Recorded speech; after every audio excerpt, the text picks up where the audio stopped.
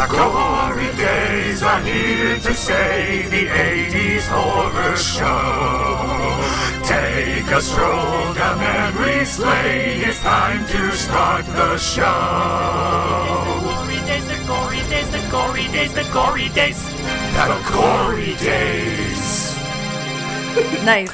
Welcome to the Gory Days, the show where we take a stroll down memory lane to remember our favorite horror movies from the 1980s and early 1990s. Worlds collide on today's episode, boys and girls, maybe literally, as today's guest is a lover of science fiction, but we'll get to that in a second. Sci-fi hasn't really been a focus on the Gory Days, but I am more than happy to accommodate it. It is something that for a long time has kind of walked hand in hand with sci-fi. You can't go very far in sci-fi, in the world of sci-fi, without running into somebody getting eviscerated by an alien or getting burst open by some, well, alien. So, I am Kyle Leone, your host, with, dare I say, the most? If you're listening to the podcast for the first time ever, here's what we do. I, Kyle Leone again, am your host, and I talk a little bit about my guest, and I talk about what they're doing, where they're going, where they've been, where to find them, and then we take a little break. When we come back, we talk about our movie today, which I won't spoil for those of you who haven't read the title of today's episode. She's worked in California, Alabama, New York, and on tour. I can't wait to find out what that means. Please welcome screenwriter Kimberly Jade Soliman. Hello. Hello. Welcome to the Gory Days. Thank you. Thank you for having me. Absolutely. So first time on the podcast, but we met previously at the JHRTS holiday party. Is that correct? No. Yes. Is that right? Okay. Yeah, it was amazing. So I have to admit, I was a little drunk that night, and so I handed out a number of business cards to a number of people, but I distinctly remember that you were the first one to email me back of all of the people that I threw business cards at, so I need to get into a better habit of collecting business cards. Yeah, it was really fun, and I've had a problem of not being able to get enough cards, because a lot of people don't have them, actually. Oh. But yes, I'm very good at emailing people if I do get a card. So. What do they do then? I don't know. Do they just exchange phone numbers or emails, I guess? I guess you can. Sometimes I'll just give people my card, and if they want to hear from me, then they'll email me, you know? Do you have one of those, like, fancy embossed cards? I don't mean to go all American Psycho on you, but do you have those embossed cards with, like, gold flakes and stuff? It's not that fancy. Maybe if it was, I'd get more responses, because I hand out a lot. Yeah. Man, with all this talk, I wish we were sponsored by Vistaprint. Exactly. That's right. I've used them a lot as well. Yeah. In the past. So you're a screenwriter, and you shared with me your IMDb Pro account, which I'm not fancy enough to have. What is the difference between a regular account and a Pro account? Well, I just love the Pro account because you get access to a lot of contact information. Oh, okay. Yeah, that's the main difference. You have a little bit of control over what you want to be featured, you know, to be, say you're known for this, or to add a lot of pictures. You have a little more control with that. But also, you know, as a screenwriter, I'll, you know, query letter producers all the time, or managers, and I'll get dozens, if not, well, really hundreds and hundreds of emails. Through IMDb Pro? Yeah. Oh, wow. I had no idea. It's fantastic. Once again, this episode is brought to you by IMDb Pro. Yeah. So if you don't mind, I would like to read off some of your credits here of 2018's Tinker, Union, Compulsion. Oh, special thanks. So what was the special thanks for Compulsion? That is a screenwriting friend, okay. And we exchange scripts all the time. So I helped give him basically notes on his script. Okay. So unfortunately, I'm going to be candid here that not a lot of people probably would have heard of these movies. They're more on the indie circuit, but that's where we're all starting. This is kind of, you don't move to Hollywood and immediately start making the Brooklyn Nine-Nines or the Wifes, like overnight. Right. Wives? I don't know. I didn't see it. The Glenn Close Oscar one? Yeah. I'm so bad. I haven't seen any of the Oscar contenders this year. I don't Not know if one. I have either, so. Yeah. Roma. Is Roma for an Oscar? I think Can Netflix so. movies get an Oscar now? That one, everyone's been talking about that one, so I think it is up for an Wow. Oscar. Okay. That and If Beale Street Could Talk, I remember is like the big one. Once again, I haven't seen. I have a lot to see as well. So, you are a screenwriter. You have these writing credits, and even though they're not the big triple A releases, you're still making it. How does that feel? Where have you come from that this is like something that you can point to and go, oh, yeah, I've got 9 or 10 credits from 2018. I've got some things in the works. Yeah, definitely. I'm really grateful with where my career is. It's still at the beginning stages. Sure. But I feel different things are happening. Some other things are in the works that aren't even on there that I can tell you about. Oh. So just there's a lot of good stuff in the air. And I just really feel like 2019 is going to be especially good for me. And I think for a lot of people, because a lot of my friends feel that way. Sure. So we're all very positive about that. But I have a definitely interesting story of how I got into screenwriting. Oh, okay. Go ahead. So I'd love to hear. I'm from Alabama mostly. I actually grew up moving a lot when I was really little. So Alabama was technically the 5th state I lived in. Oh, okay. Yeah, but since I lived there the longest and I was older there, I just call it home, Birmingham. Okay. Birmingham's a great city. There's lots of culture there. There's lots of theater, arts, ballet, and there's just so much there. So when I was in high school, I did the typical, I was in musicals, I was in show choir, but then I started stage managing and doing... In high school? Yeah. Wow, okay. Yeah. I'm very aggressive with my job hunting. I mean, I think you have to be out here. That's what's great about LA. Everyone's like that. So back then, I was the only one really like that in Birmingham. So I would get jobs with the symphony, just paid work. I would, work for the ballet as a production assistant, Alabama Ballet. I would just do lots of paid work when I was 17, 18. And I just kept doing that. And long story, but I produced a musical that I wrote when I was 18. So, because I used to write musicals. That was my passion all through high school. And it wasn't really my genre, to be honest. It wasn't my, format. But you finished and wrote the entire musical to decide that's not for me. Well, I produced it, so it was a blast. That's insane. It's just looking back, it was okay. For 18, it wasn't like this is incredible. What was it? What was it about? What's the log line? Oh goodness, the log line. Okay, well, actually, to be honest, it's called Let's Put on a Show. Okay. And because one of my musicals wasn't quite good enough, it was actually more like the best songs from 4. Okay, cool. So it's a Frankenstein. One of them's called The Heart of Canterbury's. I love historical pieces. One of them's called New York Dream. It's a little cheesy, and it was very presentational. Well, what musical isn't? Yeah, that's true, but maybe a little more so. But I'm very proud of it. No, I really am. I mean, I got it together. I had almost zero sleep. I was a freshman in college. So I would basically be recording in my makeshift studio up until 5 or 6 a.m. And then I would walk to my 8 o'clock class.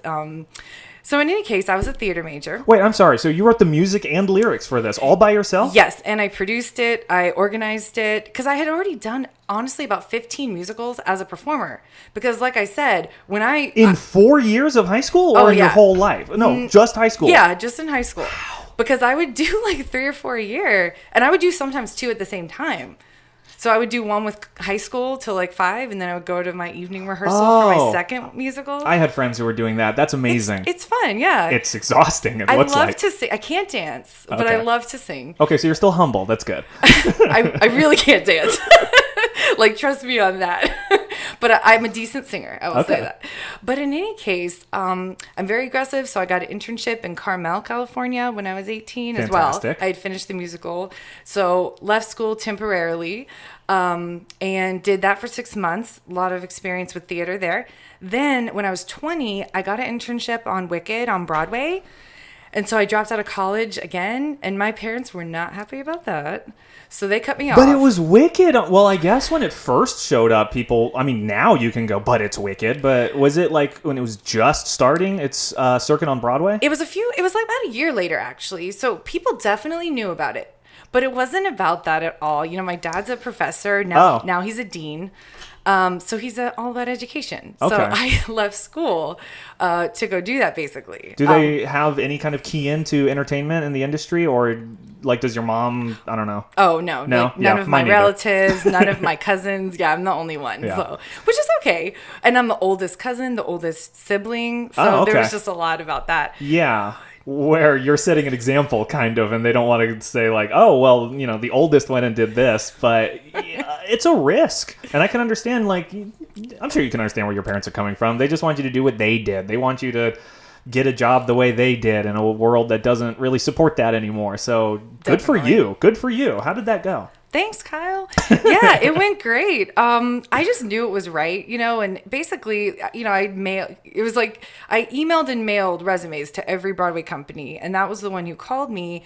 And essentially their intern had just moved up. So they were like, oh, are you in New York? And I was like, oh, I'm moving there in 2 weeks. So it all kind of happened really quickly. Yeah. And I will say this. My dad did fly me there to make sure I was safe and then, left. So That's good. he was not happy, but he was at least sort of emotionally supportive. But they basically told me, don't ask us for a penny. Like, you're on your own. So I worked about 100 hours a week over about 4 years. So it went great. So that was when Spelling Bee was coming to Broadway. Oh. So that was really fun. So I was interning there as well. So it was basically with the producers because the same producers did both. So I would run errands to the theater, help out the stage managers, run errands around town, and then just help out in the office a lot with the company managers. And then so basically for 2 years, I did lots of different Broadway shows as an intern. I actually joined Equity as well as a stage manager when I was 20. So you were, sorry to interrupt. So you were interning in New York for 2 years. Where were you living? In the city? Yeah, I lived in Manhattan. I've lived all over. My best apartment, I have to say, and this was probably my third year in New York, was 42nd Street between 8th and 9th. Okay. So it's I'm like not familiar with one New York. block away from where the ball drops, basically. Oh. Yeah. That's amazing. Yeah. You can avoid all of that craziness on New Year's and still get to enjoy it. Oh, I just stayed in my apartment for exactly. sure. But well, yeah. so do I. Yeah. Oh, yeah. I was like, I'm not standing there for 12 hours. But, yeah, and it's only getting colder. People are going to freeze this year. oh, my goodness. And it was raining, I guess.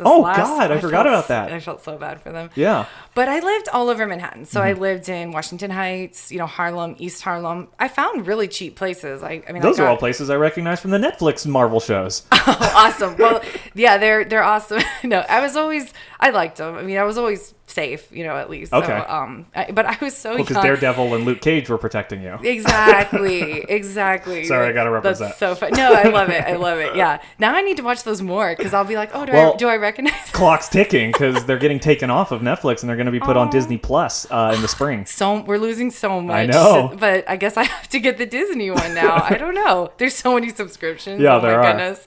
So you were producing or you were interning in New York for 2 years. You said you were there for how long were you in New York before you moved? Yeah, almost 4 years. Okay. About 3.5, but then I went back for another 6 months. So okay. I can call it 4. But yeah, and so I would stage manage on nights and weekends though, with like equity contracts or sometimes smaller things, just whatever I could do. So awesome. I was just always constantly doing something. Love theater. It was definitely New York was tiring. So I was definitely getting tired of the hustle and bustle a little bit. I loved it. I can imagine. I'm glad I did it when I was really young. When you had the energy, the stamina. Exactly, honestly. The emotional stamina. Yeah. So from there, I went to Florida for a little bit, and I stage managed at theme parks. So so Orlando? Yeah. Cool. Orlando, yep. Yeah, so I did. Oh, and is that where your Disney credit shows up? That's actually completely unrelated, okay. but I'm a huge Disney fan. So am I. So that was my favorite event to work in Hollywood was the Disney one. So okay. Very, very fun. Well, hopefully we'll circle back to that, but yeah, go ahead. Yeah. Oh, I'm sorry. That's okay. But yeah, so I worked at like Busch Gardens. I worked at SeaWorld and Walt Disney World. Yeah. So it was fantastic. And then I went back to school to finish my degree. Okay. And that's when I started taking screenwriting. Okay. And as soon as I started taking that, I just knew it was just fit me better. So I just studied. knew that I could. Yeah, definitely. Yeah. So I took at least 4 writing classes in college. I was reading tons of books. That's all I read are screenwriting books. Okay. But I enjoy them so much. Yeah, So. Seems like if you want to be an expert in your field, you want to absorb as much as you can. Yeah. And it also sounds like you got a really early start compared to some people, but now in this YouTube generation and world, the kids are getting their start like at 5 and, they're producing whole things. But that's true. Do you feel like being outside of the YouTube generation, that you like had a real head start on some of your peers on what, not just having a focus on what you wanted to do at such an early age? At 18, did you know what you wanted to do at 18? Is that why you were so laser focused? Yeah, I really wanted to stage manage is one thing, and I knew I could be successful at that. That's great. But I also wanted to write, and but in some ways I was a little too scared to focus on the like musical writing. Oh. But I kind of knew in the back of my head that I was like, this isn't quite good enough. I was definitely like aware of that. So, but once I found screenwriting, and even from the first short I wrote, just to be honest, I was like, okay, I mean, it's not like it was great, but it was like, I can do this though. And so then I wasn't scared. I was like, I'm going after it, But in my early 20s, I knew I could be successful at stage management, and I love Broadway. I love musicals. Yeah. So, yeah. Enough to convince your parents to leave home and do it for a living. I didn't really convince them. Oh, okay. Basically, it was like, I'm going. I was going to say, because I don't think I could convince my parents. Like, I wasn't scared to do it, though. That's amazing. Well, that's the young ignorance, I guess. And I looked so young. I don't know how I survived. Ignorance is bliss, Yes. is the saying. But honestly, yeah, I look back on some of the things that I did when I was just a dumb kid in high school in my bedroom on my first MacBook Pro, and how unafraid I was to try things and not like judging myself and going like, oh, well, this isn't as good as blanks. This isn't as good as Bo Burnham was the thing that I started to get in my head after a while, making my stupid little singer-songwriter videos. Like, yeah, so there's something to be said about never losing that, or at least finding a way to reconnect with that in some way, your childhood self, because that's the self that's not afraid to create, and that's all we have. And that's the thing that I like want to take away from our listeners take away for our listeners from your story, is that you didn't wait for things to fall into your lap, or for somebody to call you, or you didn't just like bum around looking for an opportunity to fall into your lap. You went out and you got it. And even when authority figures in your life were telling you, I don't know that this is such a great idea, you did it anyway. And that's bravery. Yeah, I think that's amazing. Good for you. Oh, thank you, Kyle. Thanks. Yeah, absolutely. So pivoting a little bit to sci-fi and your fascination with it, what's your relationship to the genre, and why do you find such a tie to science fiction? Well, I always loved Star Wars growing up. Oh. I mean, and I always, just watched all the movies. I had all the little characters as a kid. Like the action figures and stuff? Like the action figures, and they used to make even smaller ones. Like, I would have little play sets of the worlds with the itty bitty, like Leia. Oh, I loved all that stuff. I wish, I don't have them anymore, and I wish I had kept them, but I always had fun with that. My dad's a scientist. Oh. He's a physicist. Oh, okay. So, that's what he's a professor of. Yeah. Mm-hmm. Or the dean now, I guess. I know, he's a dean now. Congratulations. Shout out. Yeah, exactly. Good job, Dad. And he used to work at NASA. Cool. Yeah. In its heyday.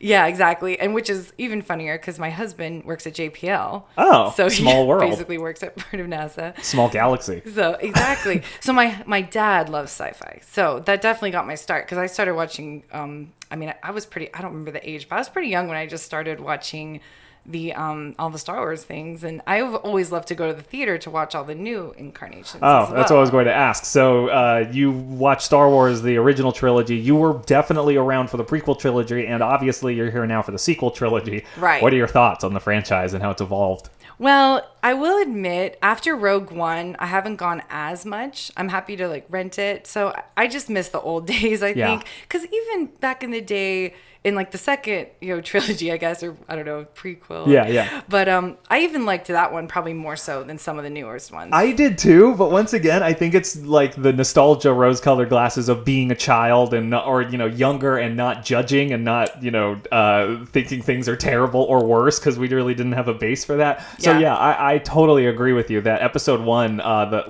the entire movie is amazing. You can ignore the midichlorians and stuff, but the the pod race scene is amazing. Freudian slip. The double-bladed lightsaber, Queen Amidala and Padme, and all of her agency and stuff. It was super cool. But you can there's a million ways that you could argue that no, it's not a good movie. I know. I think you're right. I think it was better back then. And now I probably wouldn't enjoy it as much. The classics I could still watch forever. Yeah, they still hold up. They really do. They really do. And I do like going to the movies to see them because it's familiar. Sure. So sometimes you just go with it. And I really liked Rogue One. It's really funny. I didn't realize it was a completely separate thing. So I didn't know they were all going to die though. Oh, man. That must have made it so much better. It was sad though. Yeah. But no, I mean, it's just I just was ignorant. But I was excited. I was like, oh, this is so cool. Don't be embarrassed new about characters. that. I would just be... No, I know somebody that went to see, I know they don't listen to the podcast, so I don't care saying this. I'm not going to say their name, but they went to see Mary Poppins Returns, and they didn't know that it was a sequel. They thought it was a remake from the original, and they came out of the theater, and they were like, they didn't do Supercalifragilisticexpialidocious, they didn't do Feed the Birds. And I was like, Bitch, it's called Mary Poppins Returns. It's a second one. It's a sequel. It's a continuation. And like even the plot is like, I've come back to help the Banks children. Like, was she just like hi? Whatever. Sorry. Hi. And that was good. That was the composer who does a lot of Broadway. Yeah. Yeah. It's interesting because, you know, Alan Menken used to be the god of Disney musicals and everything, and now he comes up when they want to make it a big deal that Alan Menken is back. But now there's a lot like Mark, the one you just said. Mark Shaman. Shaman. Yeah. There's so many great musicals.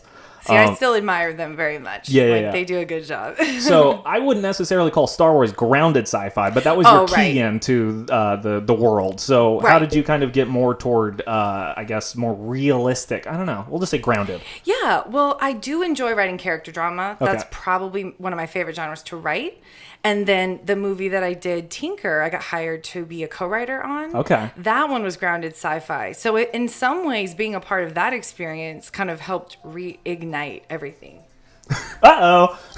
Left your cell phone on. That's okay. Not a problem. But yeah, I know it was me.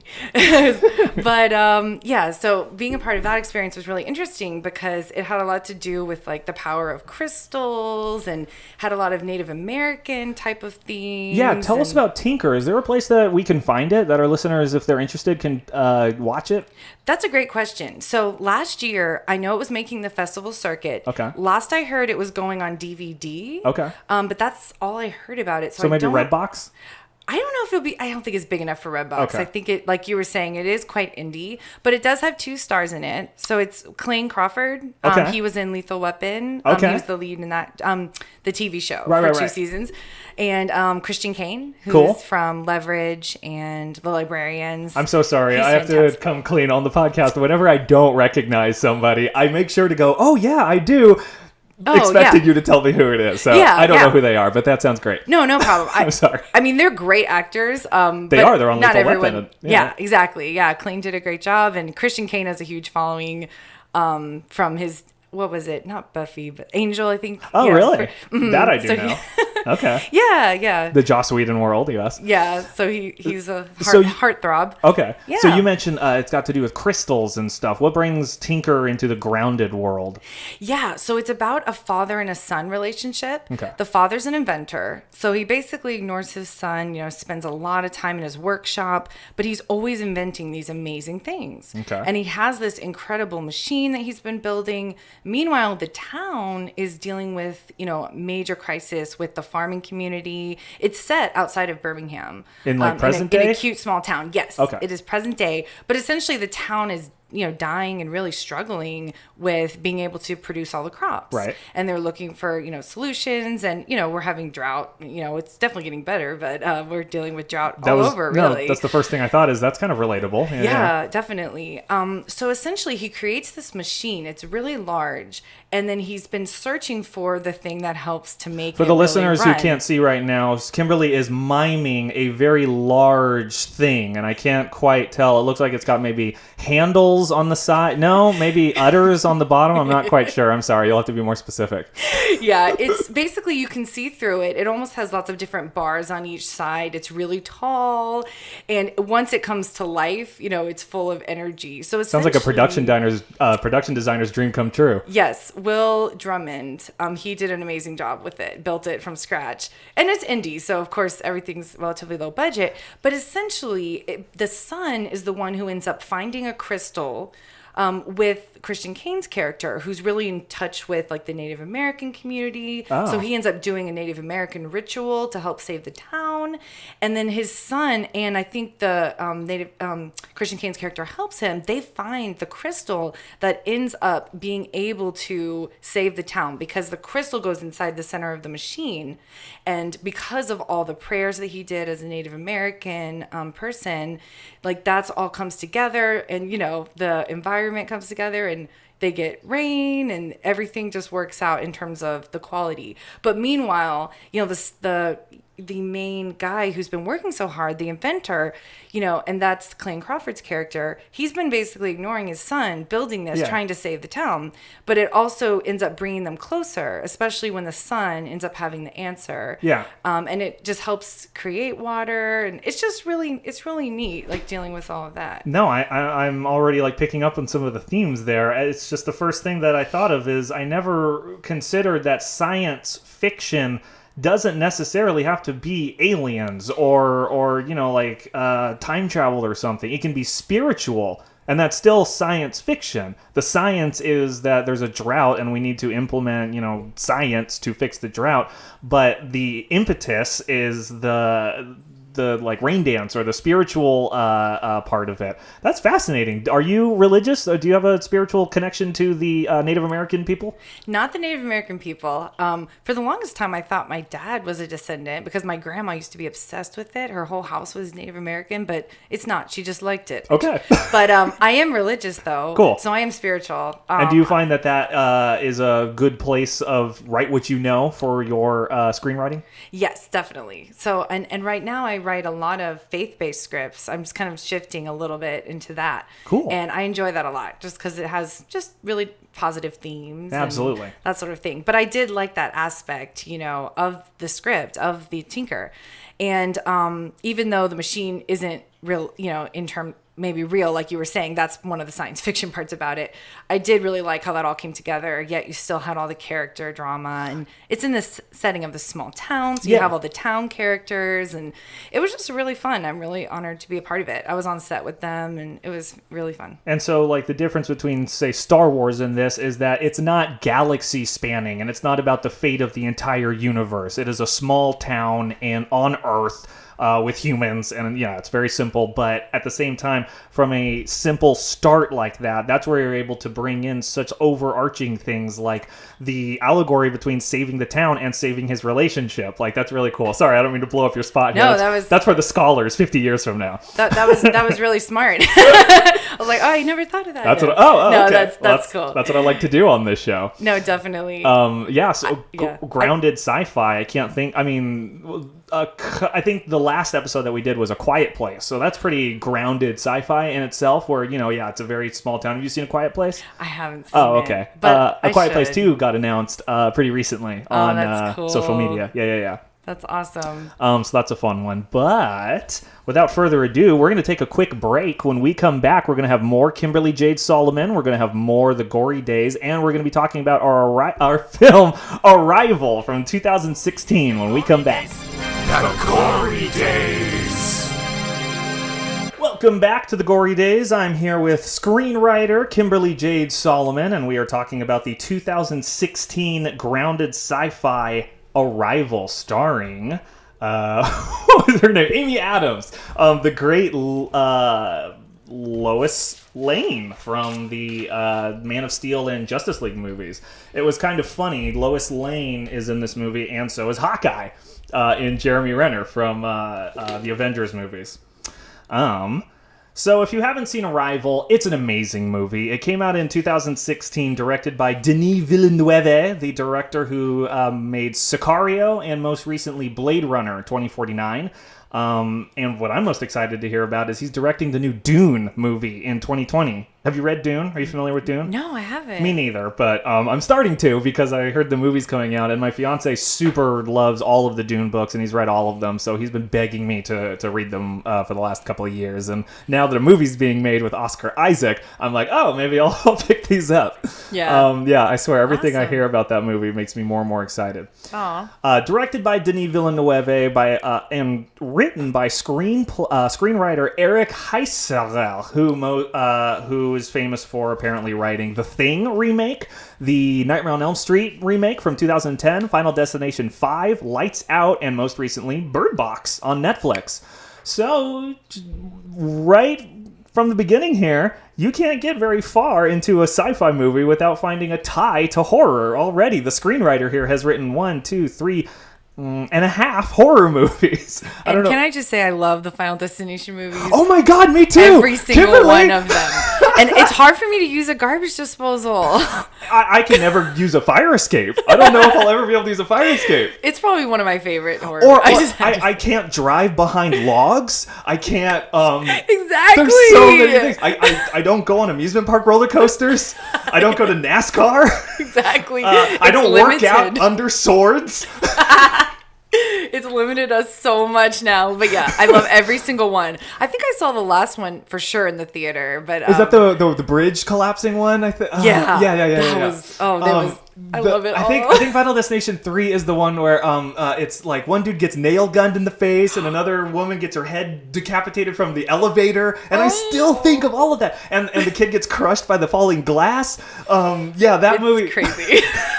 Sorry, you got me all on. Yeah. You got me on a Final Destination thing because the first movie is so good, and then like they start to just destroy it with the subsequent ones where it's like, oh, I can react to my visions and they come as it like it's convenient to the plot, and then I react to them as they come. So annoying. But it is one of those things where I put up with all that because I just love them so much. Yeah, because I just want to see the Rube Goldberg machine that kills somebody. I love it. I wish they were still making those. Give it time. They'll reboot them. I hope so. They reboot everything else these days. So directed by Denis Villeneuve, screenplay by Eric Heisler, and music by Johan Johannesson, who also did the music for Sicario, the mockumentary with Joaquin Phoenix, I Am Here, and Mandy most recently. What is Mandy?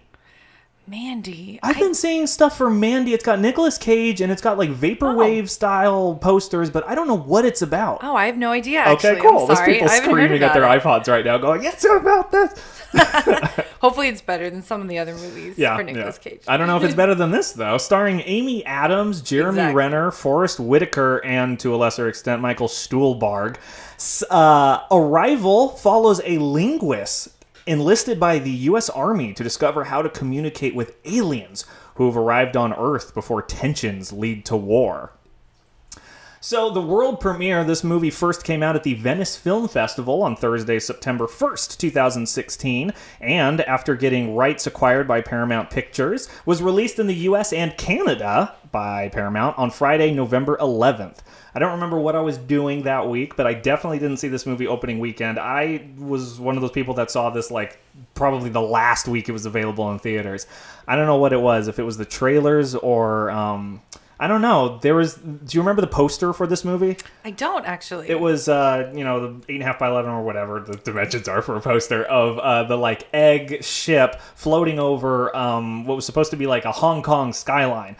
But what I thought was interesting here is that it included Shanghai's Oriental Pearl Tower, which is in Shanghai and not in Hong Kong, which over here no one really cares about in the States, but apparently the inaccuracy angered Hong Kong social media users to such an extent that the marketing, it's actually kind of funny, that Paramount issued a statement attributing the inaccuracy to a third-party vendor. So they released the thing saying, "We're so sorry, it was someone else's fault. We foisted it off. They passed the buck." That's crazy. But yeah, like something this big, an oversight like that, it's like, oh, that tower looks kind of cool. Just put that in there and no one will really care. But I'm trying to think, like, that'd be like if the Space Needle showed up in the New York skyline.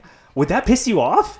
Yeah, definitely. It would. Oh, okay. I mean, definitely, because I lived there. So if there's something that's not real, like New York, and it's set in New York, I guess it would be more if like the Empire State Building showed up in Seattle. Then it would be like, well, that's ours. Why is It would just be really weird. It would be weird. It'd be like, that is so wrong. But that's hilarious that other people didn't realize that for China. Yeah. That no one in the department for whatever this third-party vendor was thought that this would be a problem. Because here it'd be like so blatant if it was... like if you put the St. Louis Arch anywhere else. Literally anywhere else.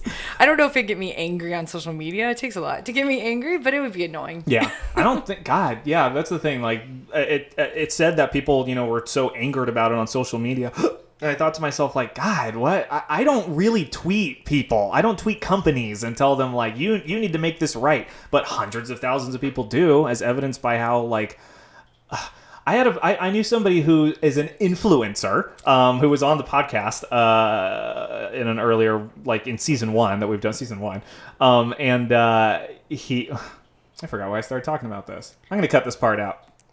It received 8 nominations at the 89th Academy Awards, including Best Picture, Best Director, and Best Adapted Screenplay, but it won for Best Sound Editing, which I don't know what the contenders were, but the sound editing in this movie is so great. Yeah. There's one particular moment I want to remember to bring up where they first like see the entrance to the hole and the sound just like cuts out and there's just this like vacuum. It's amazing. It also received Golden Globe nominations for Best Actress, Best Original Score, and was awarded the Ray Bradbury Award for Outstanding Dramatic Presentation in 2017. So, lots of people agree that this movie is pretty great. The other thing I forgot to mention is at the end, we'll rate the movie on a scale of 1 to 5 thumbs based on whatever you want. And I have a feeling I know what I'm going to rate this movie, but no spoilers. The film uses a language script. This movie, for people who haven't seen it, if you haven't seen it, pause the podcast right now and go watch it. This is an amazing movie. But the aliens in it, they use this language that is this circular, like, I don't know what else to call it, characters. But I thought it was interesting that those designs, all of the like hundreds of things that we see, were all designed by Montreal-based artist Martine Belcland, wife of the production designer for this movie, Patrice Vernet.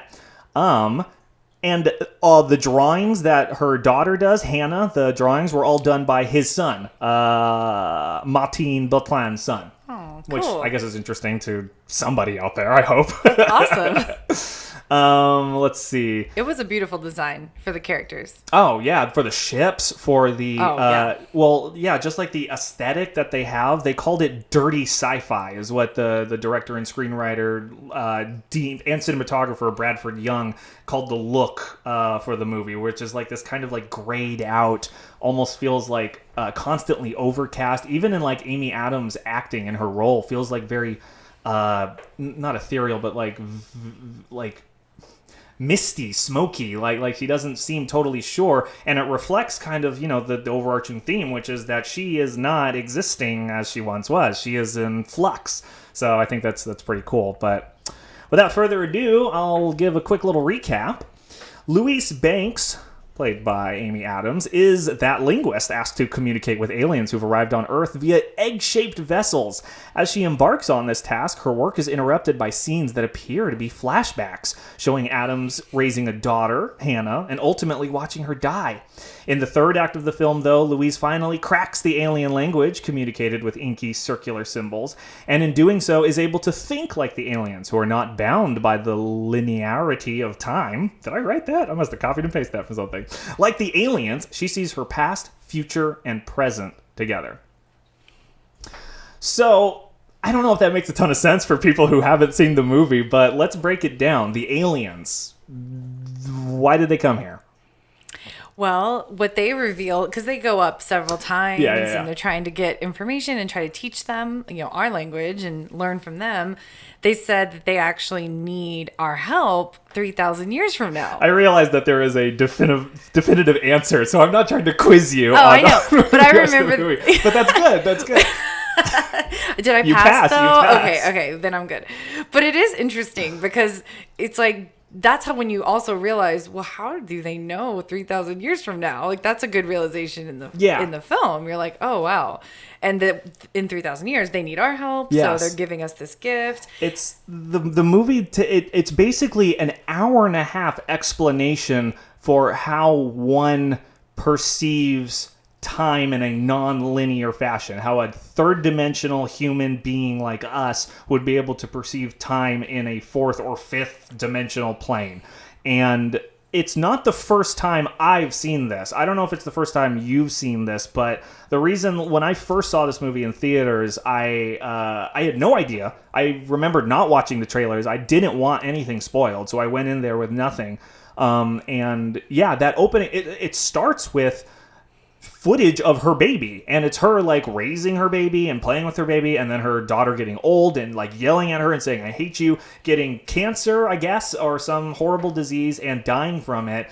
And then she starts her day, and it's set up in like, I don't know, there's a filmmaking term for it where it's I think it's like a French phrase or something, but where scenes in order tell the audience that, well, obviously these are chronological. Obviously, if this was shown first, then this happens later. And it's kind of reinforced by Amy Adams being kind of like lethargic and being like, she's suffered the loss of a child, and not like in labor or something. She looked like, how old do you think her daughter got before she passed? Maybe 13? Maybe? Or maybe not even. I don't think 18. So yeah, Right. It's definitely like maybe Very early. Yeah, really early. And I mean, so we're spoiling everything in this movie. We're just going to go for it. She knew that her daughter was going to die from this moment. I mean, from when she unlocks what the language gives to her. But that's it. Is that this opening scene? That's the twist. If you're going to say that it's a twist, I guess it's a twist.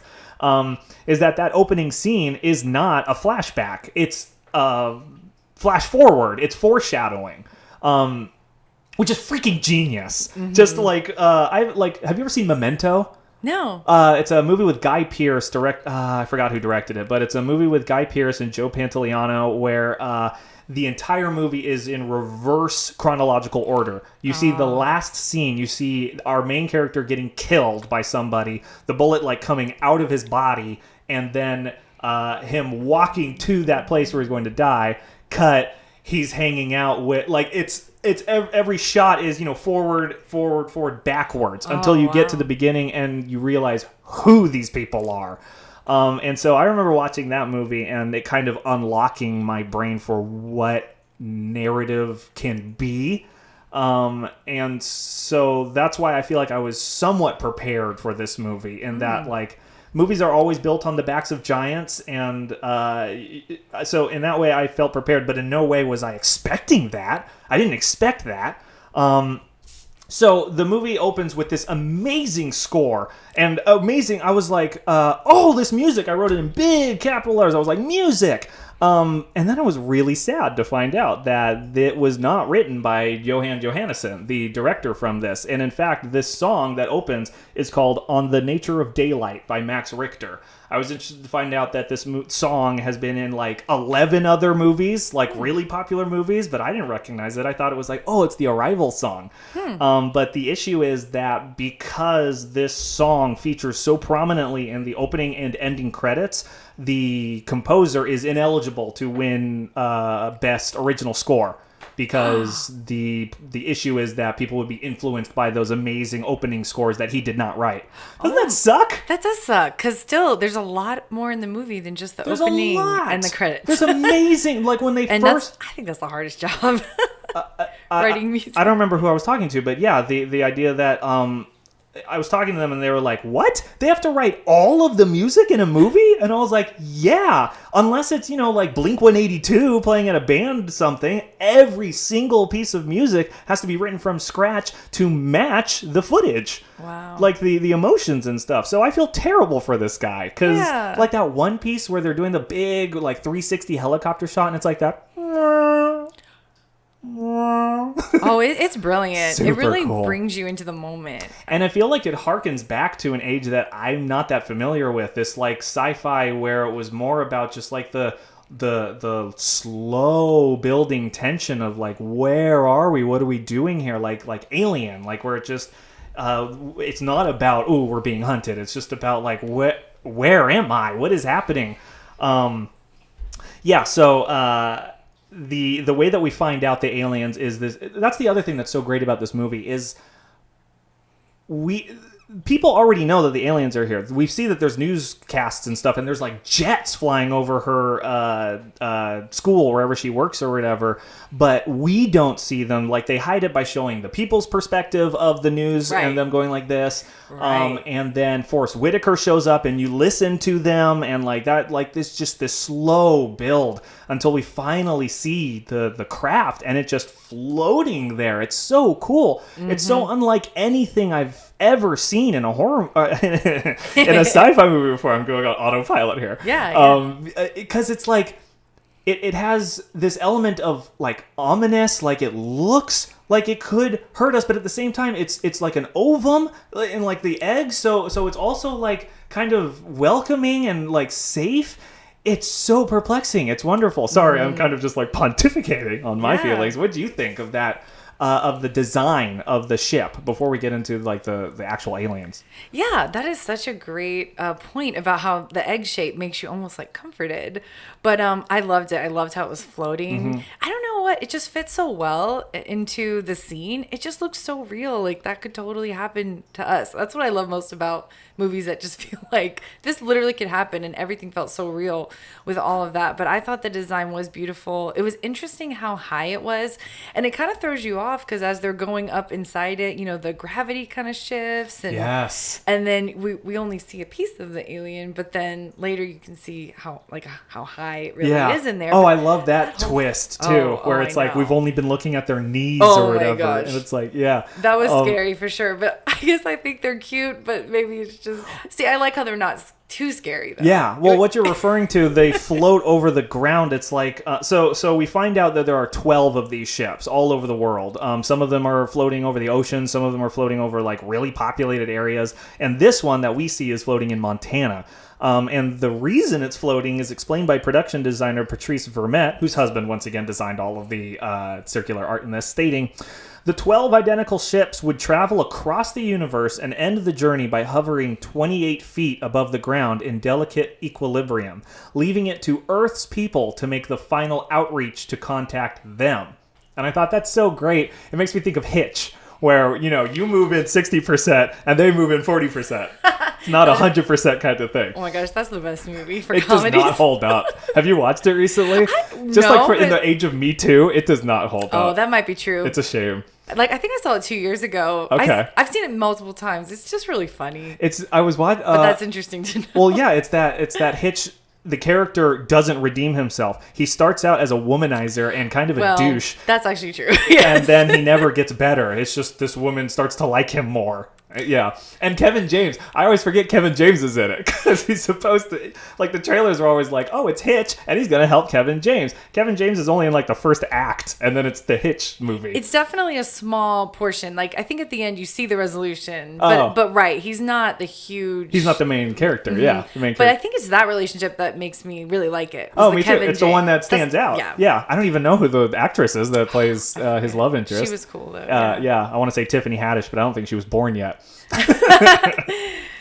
Let's see. So where was I? Okay. So yeah, we'll just skip ahead. Forrest Whitaker is the general, who introduces her to Ian Donnelly, who's played by Jeremy Renner. So we've got a few characters here. I want to make sure, I do this a lot on the podcast, I want to make sure that we either say the actors' names or the characters' names. I can't keep switching between. So I'm going to try my hardest to stick to the characters' names. So Amy Adams, Banks. Jeremy Renner, Ian Donnelly, Forrest Whitaker, Weber. And then the other guy that we meet is Agent Halpern. Oop, hold for airplane. The next person we meet is Agent Halpern, who, when I first saw it, I was like, oh, it's Bradley Whitford. I love Bradley Whitford. But it wasn't. It was Michael Stuhlbarg, who I don't recognize from anything. Right, but at first he does look familiar. Yeah. I know what you're saying. Yeah, it's because the way they introduce the character. He's in shadow, and he's facing away from the camera, and he just kind of reacts to something in, like, a snide. He fills the trope of, you know, like, the agent who's not going to listen to and is always going to push for combat. And that's basically what he does. Right, exactly. So Ian Donnelly and Louise Banks are the two scientists. Ian Donnelly is a mathematician, I guess, and Louise Banks is the linguist. But she's the one that seems to do all of the work. There are so many other, like, there's the room full of translators that are talking to other world leaders and talking about what they've exchanged. And that's kind of a theme of the movie, is the world working together versus being separated and withholding information from each other. And only when they work together can it really be resolved. Which makes me think like that. It is really cool. So, like, I feel like we should just skip right to... So they get to... I was going to talk about that Gavisti, the Saudi Arabian word for war and its translation. Oh. And remember? And he shows up and he says... an argument. What do you say? And she goes, a desire for more cows. It's like, that doesn't prove anything that she's better or whatever. I guess I did talk about it. So, and I already talked about that big empty hole. So, the first time that we see the aliens is this. You mentioned it earlier. It's this great opportunity of show don't tell, where they come up a cherry picker to throw a glow stick, which gravity shifts and falls. And I remember that freaking blowing my mind in the theater. I thought that was so cool. I've never seen anything like that. It's I don't know how practical it is. It's probably, a little bit of visual effects, but it looks so good. Mm-hmm. And like when Ian jumps from it and like has to land, and you look down and it's the ground, it's super trippy. Yeah. And so this is where we get our first look. They come into the room, and it's a big giant pane of glass, and they call them the heptapods. They come forward, and you can probably Google it, but they're like these hands, you could say. Like, how would you describe them, the aliens that you first see? Well, they have tentacles. Yeah. And then they're like squid-like. Yeah, but each one opens up into more of, it's like 5 or 6 which is cool tentacles too. And they like squirt out ink. Right. It's very squid-like, yeah. Yeah, but the ink, and then that kind of forms into whatever word they were thinking. Yeah. It's kind of a bait and switch, though, because like we introduce the aliens, and Forrest Whitaker... Weber, thank you. And Weber says, okay, Luis, you can start now. Cut. And they cut back to the base, and it's like, oh, darn, I really wanted to see what she was going to do. But that's where we kind of start this, like... they spend the first hour of the movie talking to them about names and like walking and trying to learn what they are. And the big moment is where Luis goes to the glass and puts her hand takes off her hazmat suit, and everyone's freaking out. Mm-hmm. And she puts her hand on the glass, and then the alien puts its hand on the glass, this big gross pulsating tentacle thing. And that looked real. It looks so cool. And it's like, it looks... Once again, it looks so like peaceful and benign, yet it could be super threatening at any moment. Like a whale is what I thought, is like how I've heard it described, scuba diving next to whales, is like they are super passive and they are super benevolent, and they can kill you on accident. Like it's like they're literally on another plane of thinking, just like these ones are kind of. And so from that moment, she teaches them she teaches the aliens her name and Ian Donnelly's name. And then the aliens squirt out what they decide is, oh, that must be their names. And this bothers me so much because Luis goes, that must be their names. And then Ian goes, what should we call them? And she goes, I'm not sure. And he goes, I was thinking Abbott and Costello. And she's like, I like it. Why wouldn't she try harder to learn what their real names are instead of immediately naming them something based on a miscommunication?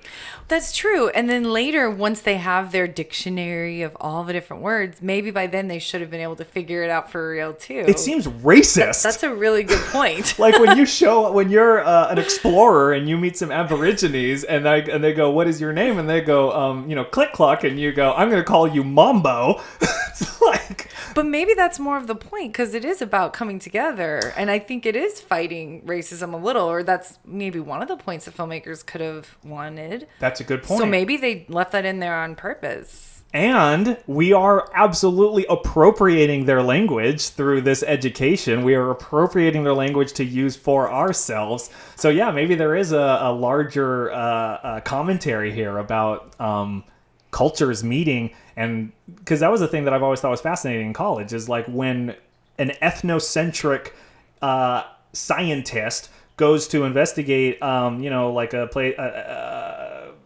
pygmy village or something, how difficult it is not to apply what you know and what you assume to be normal to their culture, right, and just turn them into the other in your study.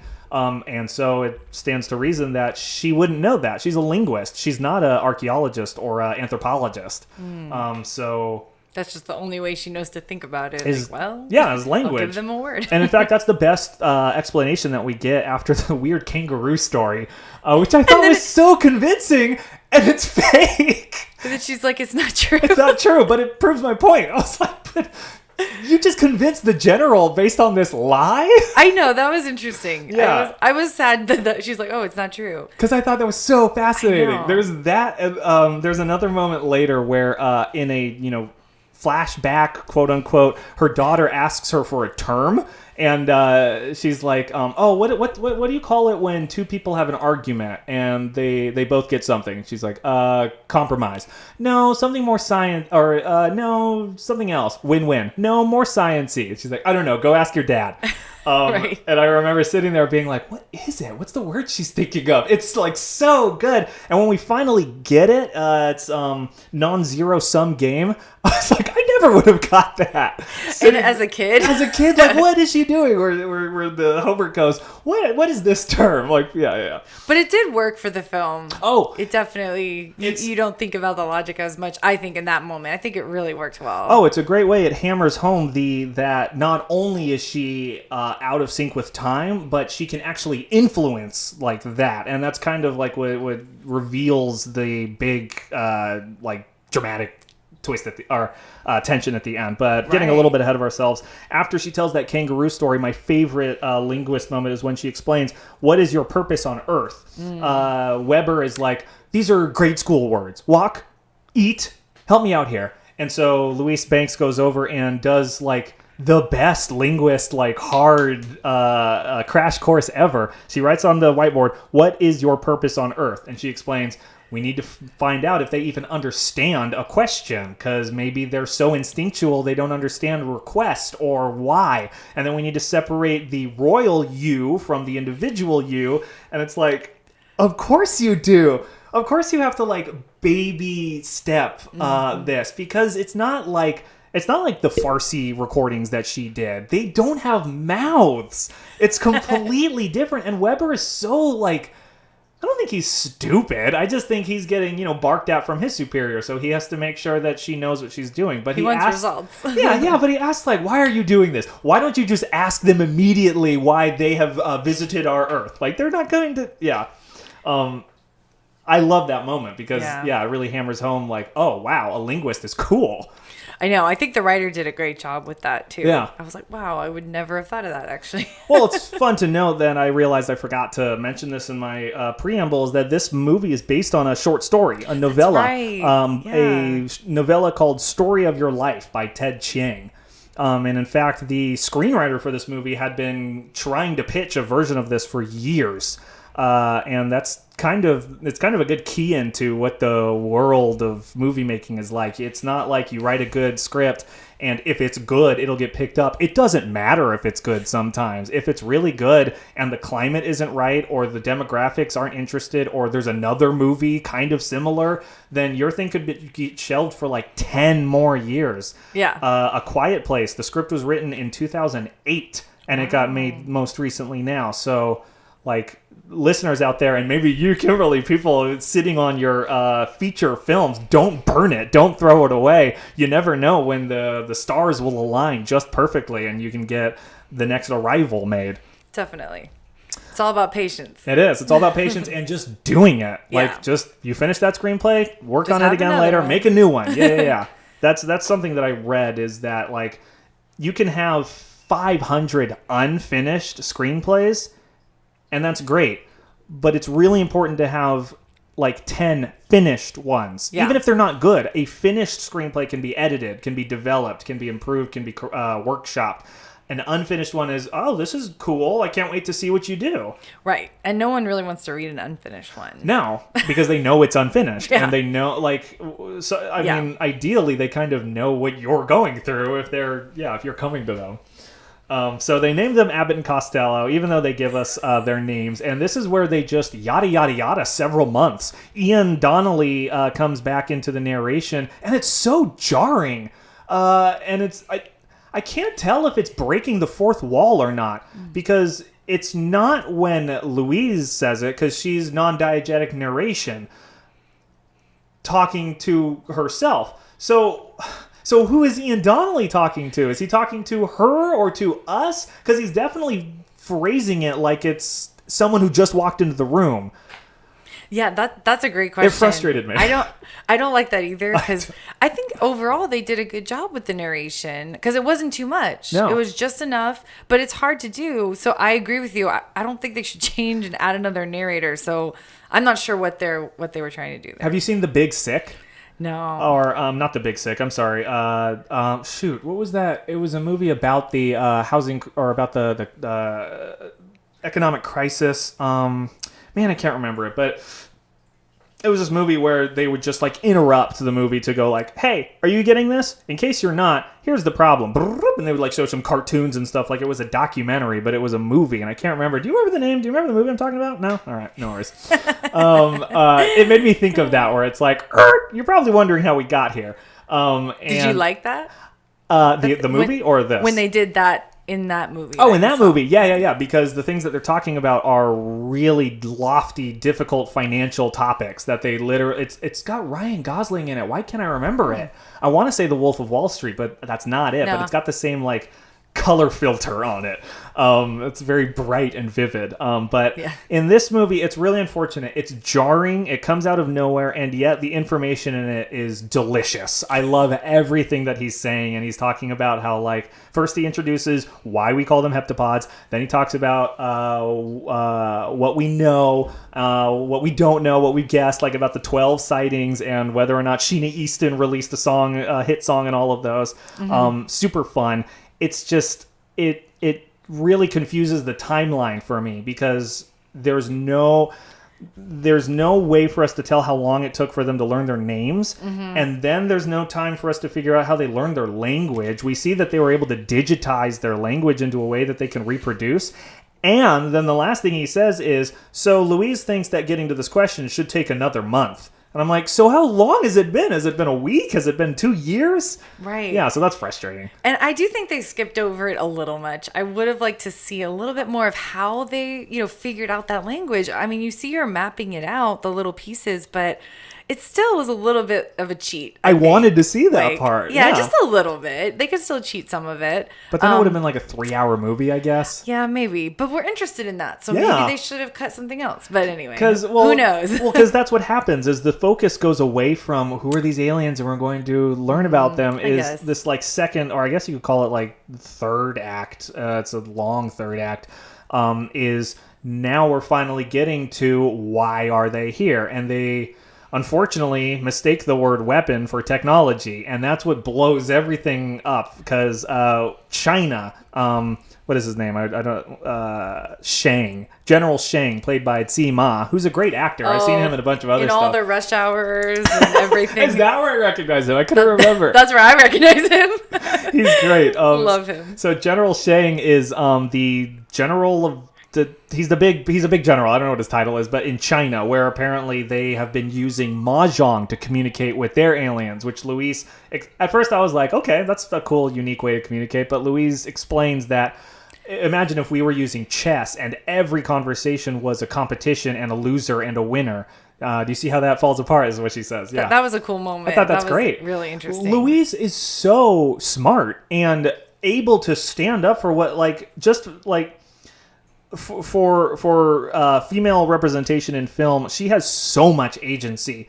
All the men around her are constantly doubting her and telling her to stop or to put your hazmat suit back on or to go to the hospital, go see the doctor again. I don't know how many times she gets that booster shot from the doctor. Because she broke the rules. Yeah. Frank, Dr. Kettler, played by Frank Scorpion, or Scorpion with an H, is the doctor. But...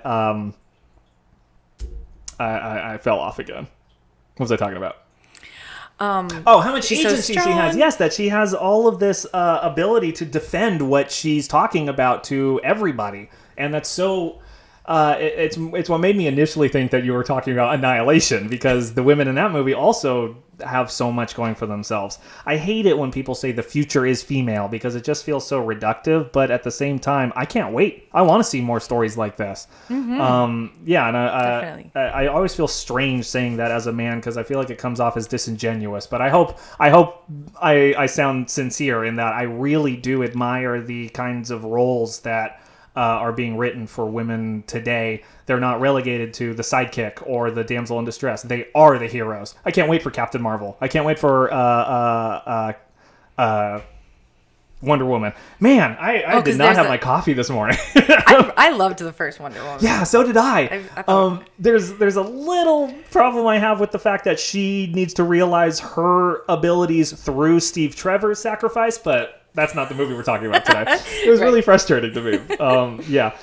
So one really cool moment that I want to make sure that we don't skip is her dreams. So they have this canary that they keep bringing into the like sessions, which is like an homage to miners when they would have a canary to check for carbon monoxide.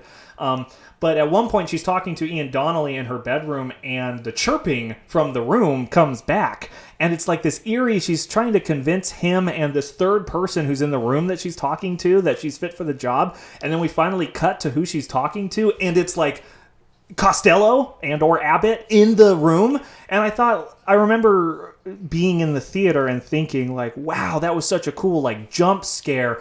But it was really fun watching this movie again, knowing what the thing is, because that's her like coming to terms with being in multiple times at once. Yeah, like that's such a lofty, weird thing. And the phrase that she uses there is the Sapir-Whorf hypothesis, which is that when you learn a language, there's a moment where you start to dream in that new language that you're learning. If you move to Italy and immerse yourself in Italian, that at some point you would start dreaming in Italian, and that's where it's like, okay, I'm immersed now, and that's the Sapir-Whorf hypothesis. I love stuff like that. I love little like technical things in screenplays or in books and stuff that key me into like, wow, they really did their research. Like when General Weber comes in and mentions that she still has 2 years in her SSBI clearance. I was like, what? I Googled that and I learned that, if you are brought on to like she was to translate terrorist videos for the Army intelligence, then you need to go through this extensive interview process where you both already know about this? Well, yeah, because he is been talking to someone with DOD like at his work because they want to bring him on to the high secret clearance at with NASA, basically. That's what I've heard. That So, they have to interview. I've heard about it from him. They interview you. They interview your family. They interview everyone you've worked with. Like in the last few years, they interview like people that like restaurants that you frequent and things. They interview everyone, and then they'll go through your entire computer history, and they'll like take all your hard drives and stuff just to make absolutely sure that for your entire life, starting from birth and ending at death, you will not be a liability, which is insane. Yeah, it's a lot, definitely. Yeah, so it was really cool to learn that through this. I mean, I learned it because I had to do a little extra research, but it's still cool to get that kind of key into things like SSBI and the Sapir-Whorf hypothesis. But they threw a lot of reality in there, and it's little nuggets. And if Yes. you want to look into it, you can. But if not, it still made sense. I thought the writer did a great job with all the little details, and I think that's what sold it so well. I think that's the heart of science fiction, is making sure that there's plenty of real science in there to build your fiction around. Because obviously the aliens are fiction, but we need like the tense and the protocol and seeing the chain of command and all of these, like the moments you get where you see the soldiers' barracks or like where they're talking on the phones to their wives and stuff is so much like grounded coloring. I love it. Yeah. Yes, that was awesome. So I guess what I like about this movie, for the sake of recapping it, is that it just kind of barrels right to the end once they establish that the aliens are here to use weapon. And so obviously when they say we're here to use weapon, everyone goes nuts. All of the nations go blackout and they stop working with each other. And it's like, this is the all is lost moment where we're not working with each other. We're not sharing information. The aliens have... I feel like I skipped that moment. So the soldiers, there's a handful of soldiers played by... Mark O'Brien plays Captain Marks, and he's got, his cohorts. He's been watching like Alex Jones YouTube videos and talking to his wife who's afraid. They set him up in a way that's, I don't feel like he's a crackpot. I don't feel like, oh, he's so evil. Why is he doing that? They set him up as like, he truly believes that the military is taking too many risks allowing this to happen, and that I and the people who follow me have to do something about this, take this into our own hands. And how they do that is they decide to blow up the ship, they think, by laying some bombs. Right. And it's, I believe them. I'm with them. And I find it hard to like, because they even they don't want to hurt anybody. And I feel like that's the biggest thing is when they put the bomb in the ship, Ian and Louise try to run back because they want to try to do another emergency session. Little do they know, the bomb has already been set to go off. The soldiers are trying to tell them, oh, no, you don't want to go up there. It's too dangerous. And then one of them says, just let them go. So the security gets alerted because they're not responding to stuff. Security comes down, and one of the lines, it's kind of a throwaway line, I had to turn on the subtitles, is just shoot over their heads. Let's avoid casualties. Because these are their friends. Like, I'm not a soldier. I'm not a person of war. I've never done boot camp, and I don't know what that's like. But I can assume that even if you disagree with your fellow soldiers and things, it's one thing to, change the operation that you're here. It's another to murder your brothers and your friends. So I thought it was really, once again, realistic and grounded that they're focused. They're not just crazy terrorists like, oh, we're going to just shoot up the whole thing. We're going to kill Weber. We're going to take this into our own hands. They do one thing. They get brushed away for it. Like, as far as I know, they get arrested and they're just never in the rest of the movie anymore. But I just wanted to draw attention to how that mini conflict is, once again, so realistic, so grounded, and doesn't really take away it kind of feels like it's just a reason for them to go up, but if that's what it takes, then whatever, because once the bomb explodes, the alien ship goes like another half a mile up into the air, and so they don't know how they're going to get up there. Shang in China keeps saying that he's going to blow them up, that he gives them an ultimatum if they don't leave in 48 hours. He goes to the UN for peace talks. Those peace talks fails. They're going to launch the rockets or whatever, and Luis decides, this is my last chance. So the alien automatically sends this little elevator tube down to pick her up. She gets inside, and I remember being so anxious when the thing closes and it starts filling up with gas and light and stuff, and all, because I remember sitting there and putting myself in her mind and going oh, I'm dead, I'm dying, this is me dying, I'm about to die, oh, I better get ready. It's just like that, just acceptance. But then, this is the big moment, is somehow she's on the other side of the glass now, and she's in the, floaty, cloudy, plane that they exist in. And it's this cool visual effect with her hair. Kind of makes me think of Aquaman, with, it looks like she's underwater, and it kind of moves around and stuff. And this is where we get it. This is where we get that the only big look at what the heptapods really are. Right. The whole time we've been seeing what we thought was their head. Turns out it's their knees. They're so much higher. They're so big. And what I read was that they wanted them to kind of elicit Grim Reaper feelings. And it's okay, I totally get that, where it's this humanoid head and it kind of looks like a cloak kind of, but it is scary. It is scary. Like before, when you could mistake the ship for being kind of welcoming and things, this is just scary. It gives me chills talking about it right now. I drew a little picture on my thing here, just to remind myself of, it's those that humanoid shape, and it makes me wonder if they aren't super advanced humans, kind of like Interstellar, where they did that. And that was in fact in the original story, the short story, but they kind of avoided that because it was so much like Interstellar, which came out, I think, a couple months after this or before this.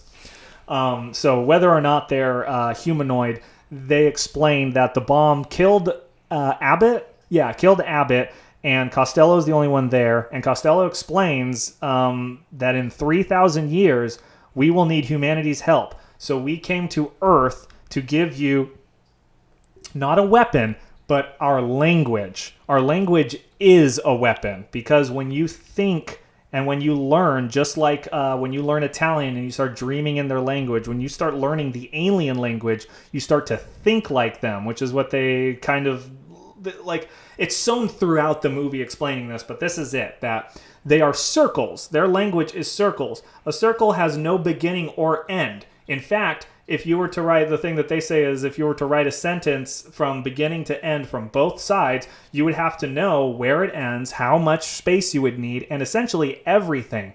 So these aliens know because they're there experiencing 3,000 years in the future. It's starting to break my brain. So the way that I think about it is, are you familiar with the comic book Watchmen?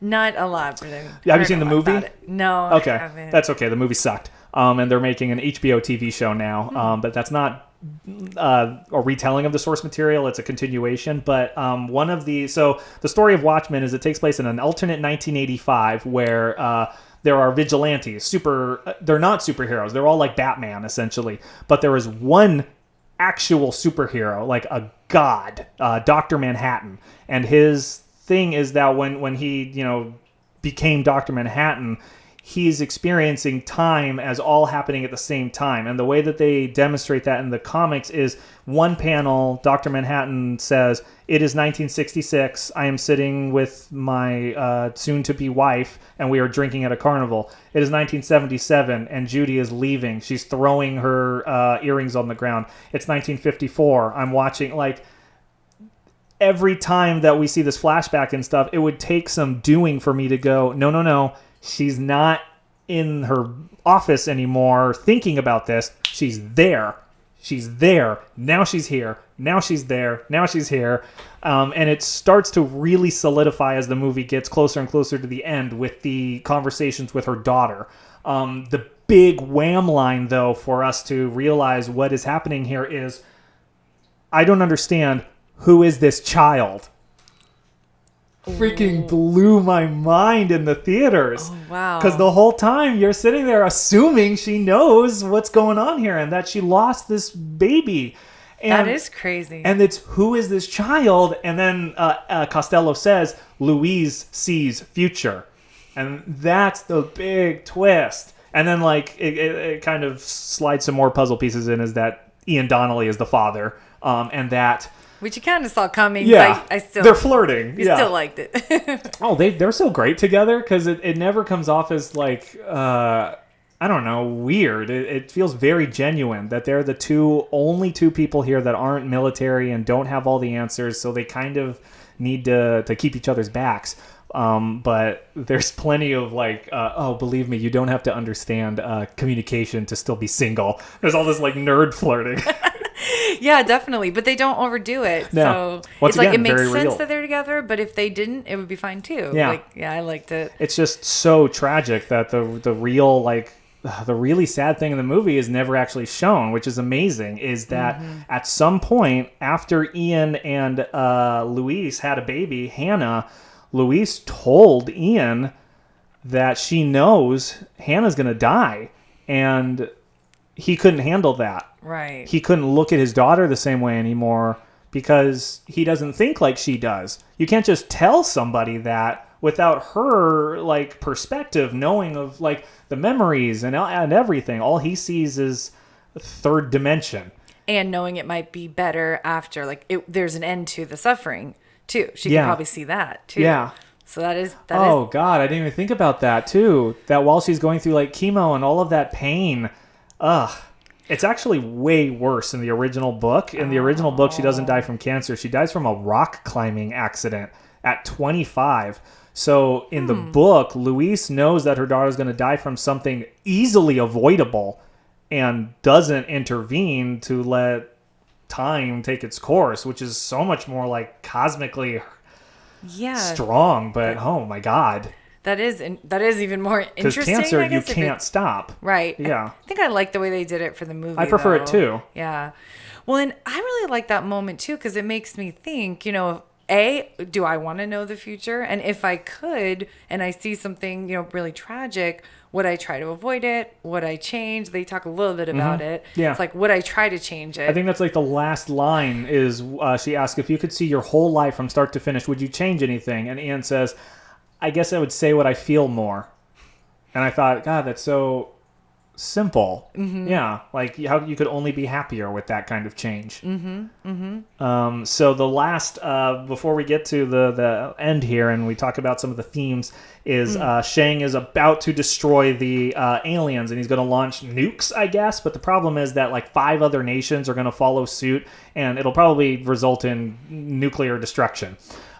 Louise figures out that so she has another like future vision thing where she's at a gala, and it's so cool. There's so many clues and stuff. It's 18 months after they didn't blow up the aliens, and there's a flag in the background with one of their what do you call them? The like not lithograph, not symbol. yeah, a symbol. Yeah, one of the alien symbols on a flag, and that's when Shane comes over and says, "I'm so happy that you called my private number and said that thing," and she goes, "I don't know your private number." And he takes out his phone and goes, "Now you do."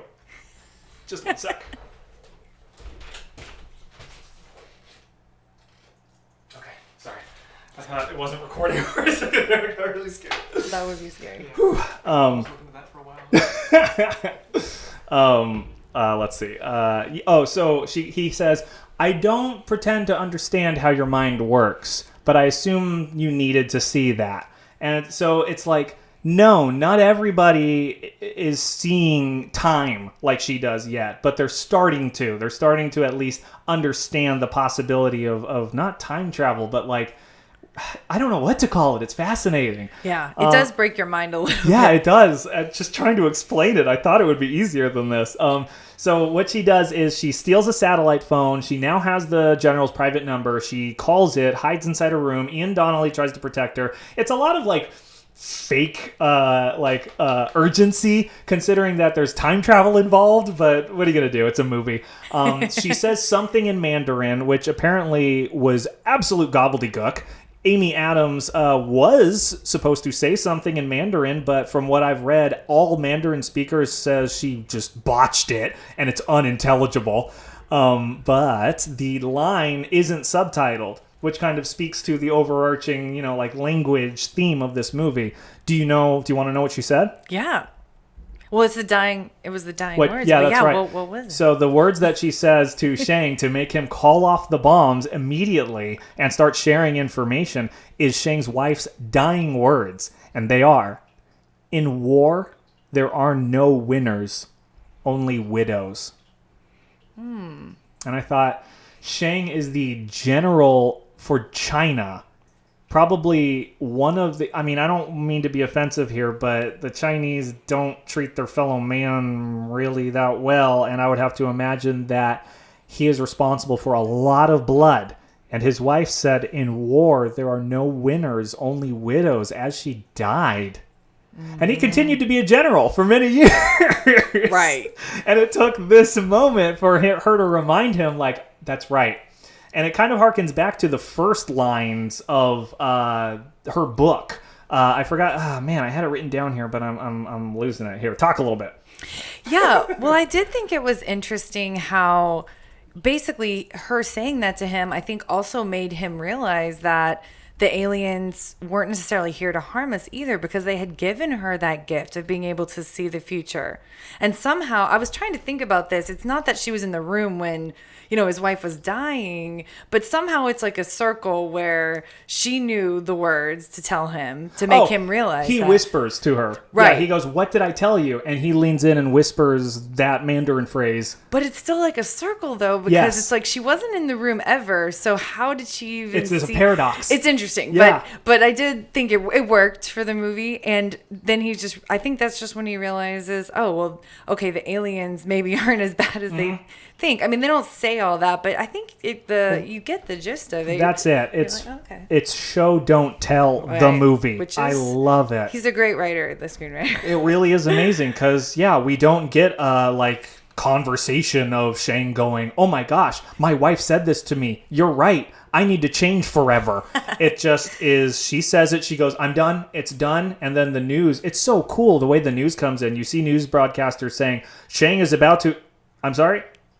"We're just getting breaking news." It's so cool how That it's was like, cool. it's instant. It's instant that he was like, "Okay, no, we're calling off the bombs." And people were like, "What? He's calling off the bombs?" And it just spread everywhere. Super cool because it's this message of peace. I found the quote from the beginning of the preface to Luis's first book on linguistics. Ian Donnelly reads it before introducing himself. "Language is the foundation of civilization. It is the glue that holds a people together. It is the first weapon drawn in a conflict." So, ties it all back I had together. forgotten that, actually. Yeah. Like, that's really cool. And then of course, the aliens called it a weapon. Yes. But really, it was their language. It's language. Language is the first weapon drawn into conflict. Yeah. Wow. I think it's funny because Luis immediately kind of like undercuts herself because he says that great thing which ties the whole theme together, and then she responds by saying, yeah, you gotta dazzle them with the basics, something for the back of the book. I was like, that's amazing, making me feel stupid for liking it. So the very last thing that happens is Louise realizes that Ian is going to be her husband, that they are going to have a baby. She sees the rest of her life played out. She speaks their language, and she exists throughout her life all at the same time. And that's why she's completely at peace. I knocked over my water bottle. That's why she's completely at peace, being able to know that Ian is going to leave and know that her daughter is going to die, and I guess know whatever happens after that. I guess she has a pretty great life. And that's the movie Arrival. But that is insane to me, just thinking about that, like that, knowing all that, she still chose to go through it. I mean, I think ultimately I probably would make the right choice, but there would be a part of me that would be like, no, I'm going to try to change it. I mean, we're going to try to save my child. Some people, I guess, wouldn't have the child. It just brings back so much. This is what I liked about the movie, is that it made me think so much constantly. You know, like days later, I'm like, so what would I do really? It's always interesting. Yeah. And so I really admire her character, because even just the thought of, her husband leaving because of it all. I mean, I think that's really sad. Yeah. I don't know. I just No. I mean, the first thing I usually do after a recap is I ask, what happens next? Right. But we know, which is kind of fun. We know kind of what happens next. The world works together. They immediately share all information. And hopefully in 3,000 years, we reach a point where we're able to help them. Yeah. And that is what happens. Yeah. Well, and one thing that I thought about, this is just a side note, but, if everyone does learn the language, because it kind of shows her teaching it, right? In one of her classes. But then does that mean so many people are going to be able to have the same gift? That's the question that I have, because interesting? I think that would kind of destroy society. I know. If multiple people were existing in their own effectable timelines, how could you hold on to reality? Like, that's what the aliens are. Their entire species is able to exist in all time at once. So it's hurting my brain again. What does a person do? What okay, so yeah, we see that you're right. She writes a book that's the universal language, and she's teaching it to a bunch of, like, it looks like other professors and stuff. They're not kids. They're all like other scientists and professors and things. So yeah, assuming even one of those people was intelligent enough to learn the language and irresponsible enough to want to change their past and or future, right? What repercussions is that? That's a butterfly effect, like massacre. Not to mention if they can see, future wars, like, I mean, there's just so much to it. I mean, you could bet on Super Bowl stuff, like... Right, like Back to the Future. Exactly. I mean, we've learned from them that this is not always a good thing to be able to know your future. But it can't be sustainable when that many people are doing it, when they have access to it. I think they probably just should have left it as she was an expert, or maybe one other person. Well, like, the implication is that we all just became peaceful and we didn't have any reason to fight or argue or be racist or have class issues or anything like that. Is that because of this experience with the aliens and stuff, we eschewed all our problems and just worked together. I think overall that theme does work for the movie, but yeah, we're just picking apart those certain issues. But in it, you're like, oh yeah, we should all come together. Like, it's believable. Yeah, definitely. But I think you're right. If too many people know the future, and even she was a little disoriented, like, what's going on? This is the future, like dreams and flashbacks. Like, what if he was driving? She could hit somebody. It's like, what if everyone's going through that? That's just so disorienting. So yeah, I agree with you. I thought about that. I thought, like, Hannah growing up with her mom must have thought she was such a space case or whatever. She was like, cooking dinner with her mom, and then her mom just goes, it just kind of like phases out for a little bit and then goes, oh, what were you saying? Yeah, exactly. It happens all the time. I thought maybe that's why her husband left. Whoa. All right, I'm out of here. But one thing I really did think about and I liked is, how in the beginning she's talking to her mom and she's like, oh, you know how I am, and she's Do I sound nervous?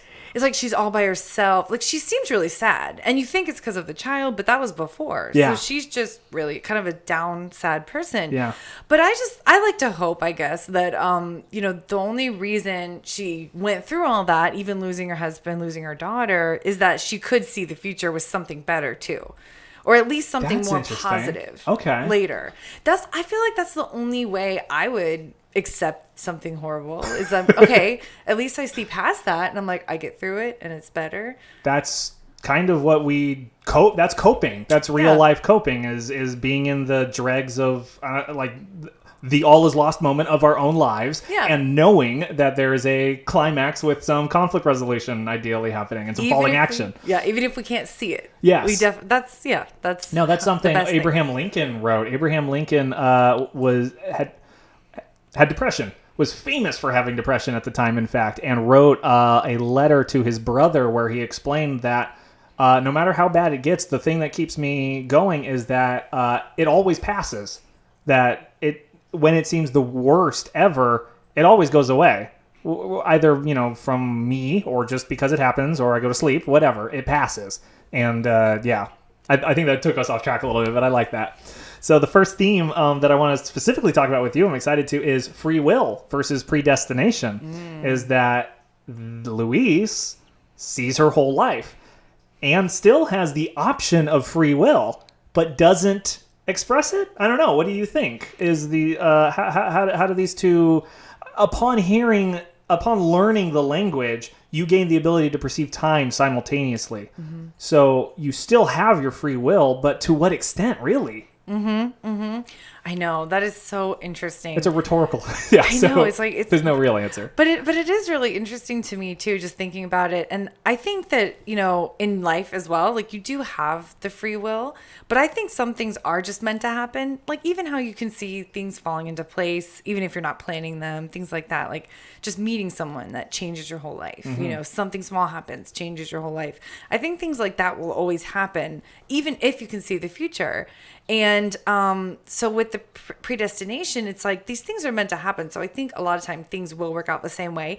It's like, I'm trying to think if there was an exact movie, but you know how you can people might want to go back in time to change something, like even the Time Machine, which I love every time travel movie. Yeah. He wants to save his fiance. And he ends up watching her die 1,000 times. Exactly. So I do think of it a little bit like that, But yeah, I don't know. It's just brilliant. Just bringing up, they brought up so many themes. That's what was great about it. So yeah. Now, the other one is palindromes and time and relativity. Her daughter's name is Hannah, and the idea of something being the same backwards and forwards is what's brought up a lot. It makes it seem like she influences the future. Like she's able to remember a thing from the no zero sum game and say it, but we never really get a sense that she changes her own past, really. Nothing, she goes into the past and makes herself know a phrase to be able to tell Weber or whatever. But the non-linear narrative of the movie reflects the non-linear time of the aliens and their language. The flashback isn't a flashback. The interspersed flashbacks aren't that. They're all flash forwards.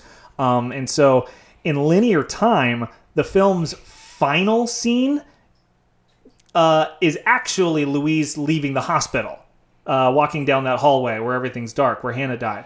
And then the next shot is the actual first scene chronologically of her starting her day and going to class, which is crazy. I would love to see a re-edit of this with all of the flashback scenes just kind of put at the end and see how that works out. Mm-hmm. Mm-hmm. There's also that theme of unity, working together, and that the aliens are one of 12, and they give us one of 12 pieces of their language, and the idea is that if we combine and share all of our pieces, that's how we really unlock the power of their weapon of language.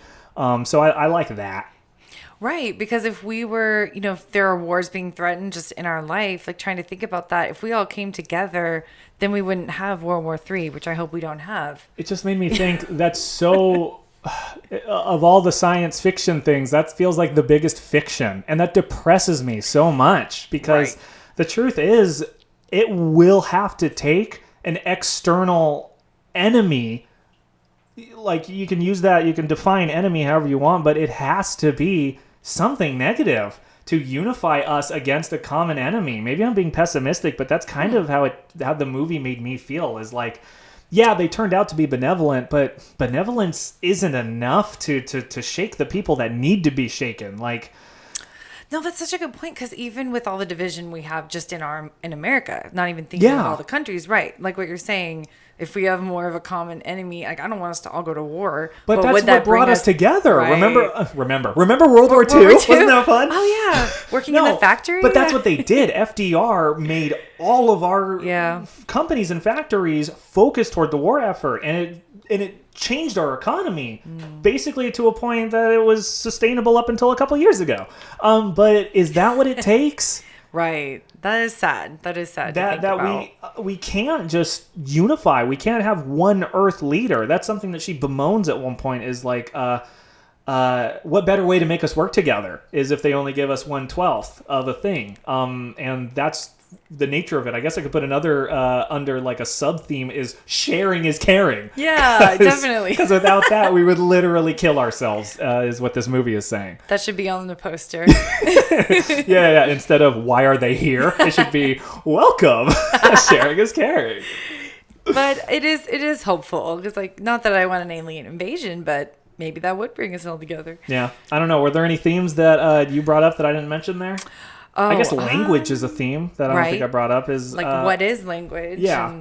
That it is a weapon. It's a weapon of communication. It's a weapon of peace. And it is like, I think it's in The Art of War, Sun Tzu, the idea that once communication breaks down is when war is like a must. Like, as long as communication exists, then there's the possibility of peace. But without communication, there is no peace. It's something like that. I'm paraphrasing. But yeah, it is reflected in this movie, and that the only way we can receive their gift is by attempting to learn through peaceful ways. Throughout a game. So I love this movie for that. I know. I love it for having such a powerful message, for having such a strong female protagonist, for giving her lots of opportunities to defend herself in a realistic and impressive way that also educates us. So without further ado, let's rate the movie. Here on the Gory Days, we like to rate the movie on a scale of 1 to 5 thumbs, 1 being the worst and 5 being the best, based on anything under the sun. Kimberly, what'd you think of Arrival? I would do 4. Oh, 4 out of 5. Awesome. Why? Yeah. Go Well, for I it. loved, like I said, it really made me think, and I think that's one of the best types of movies, but I also really enjoyed it.